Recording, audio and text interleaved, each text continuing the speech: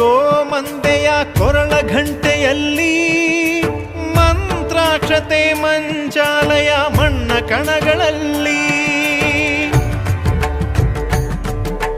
ಮೂಲ ರಾಮ ನಿನ್ನ ತಂದೆ ನೀನೆ ನಮ್ಮ ತಾಯಿ ತಂದೆ ಸತ್ಯದ ದೀಪ ಹಚ್ಚುಬ ಕರುಣೆಯ ಕಿರಣ ಚೆಲ್ಲುಬ ರಾಮನ ಸಾರ ತುಂಬುಬ ಹನುಮನ ಶಕ್ತಿ ನೀಡುಬ ಬೃಂದಾವನದಿ ನೆಲೆಸಿದ ಪೂಜನೆ ನಿನಗೆ